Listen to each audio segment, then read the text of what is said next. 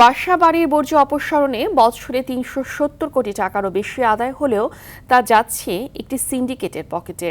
মূলত সিটি কর্পোরেশনের দায়িত্ব হলেও একটি রিটের কারণে তা হচ্ছে না বলে দাবি প্রশাসকের। অভিযোগ রয়েছে ক্ষমতাসীন দলের নাম ব্যবহার করে এলাকা ভাগ করে নিয়ে এসব টাকা আদায় করছেন একাধিক ব্যক্তি। ময়লা বাণিজ্য নিয়ে দেখুন আর বাদলের ধারাবাহিকের তৃতীয় পর্ব। রাজধানীর গুলশানের ৩২ নম্বর সড়কের এই ভবনটির হোল্ডিং নম্বর ১৪। ৮তলা এই ভবনের ফ্ল্যাট সংখ্যা ১৪টি, কিন্তু মাসে ময়লা অপসারণ বাবদ দিতে হয় ৩,০০০ টাকা। ওরা মাসিক ৩,০০০ টাকা নেয়। হিসেব অনুযায়ী ১,৬০০ টাকা বেশি। পাশের ১৫ নম্বর ভবনের বাসিন্দাদেরও একই অভিযোগ। আটটা আমরা পেমেন্ট করি ৫০০ করে, ৪,০০০ টাকা মাসে। ২০ নম্বর ভবনের ম্যানেজারও জানালেন এমন কথা। ১৩টা ফ্ল্যাটে ৫,০০০ টাকা করে বিল দিই। তেমনি আরেকটি প্রতিষ্ঠান বন্ধু ক্লিন সার্ভিস, স্বত্বাধিকারী হিসেবে লেখা মুন্না ও মোনার নাম। বনানী এলাকার স্টার ট্রেডিং ব্লক নম্বর ছাড়াই ভুয়া ঠিকানা ব্যবহার করা হয়েছে। কালার এক্সপার্ট ডার্ক স্যাপ এবং মাইল্ড অন হ্যান্ডস টেকনোলজি সমৃদ্ধ অরিক্স অ্যাডভান্স ডিটারজেন্ট পাউডার, আপনার লন্ড্রি এক্সপার্ট। একই এলাকার এমআর এন্টারপ্রাইজ টেন্ডার না থাকলেও বোকা বানাতে ব্যবহার করছে ডিএনসিসির ট্রেড লাইসেন্স নাম্বার। কালাচাঁদপুর এলাকার RS সার্ভিস, যার প্রোপাইটার হিসেবে লেখা মোহাম্মদ রমিসের নাম। 18 নম্বর ওয়ার্ডের শাহজাদপুর এলাকায় new brothers enterprise and cleaner সার্ভিসের প্রোপাইটার মোহাম্মদ হানিফ।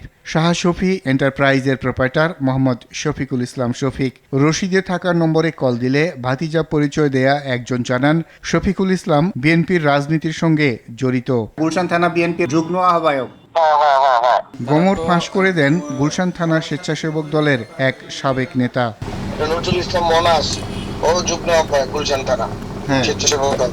তাজিম খান আছে যুগ্ম আহ্বায়ক গুলশান থানা। প্রেসিডেন্ট আছে 19 নম্বর ওয়ার্ডের সভাপতি বিপুল চৌধুরী। তারপর হলো 50 থেকে অর্ধেক হলো আনিস। 50 থেকে ঢাকা উত্তর সিটির 54টি ওয়ার্ডে মোট হোল্ডিং 3,32,688টি। মোট ফ্ল্যাটের সংখ্যা 20,56,128টি। প্রতিটি ফ্ল্যাটে গড়ে 200 টাকা করে আদায় হলে মাসে 30 কোটি 84 লাখ টাকা। বছর হিসেবে যা প্রায় 370 কোটি টাকা। 100 টাকা করে বেশি আদায় করা হলে বাড়তি আদায় করা হয় 185 কোটি টাকা।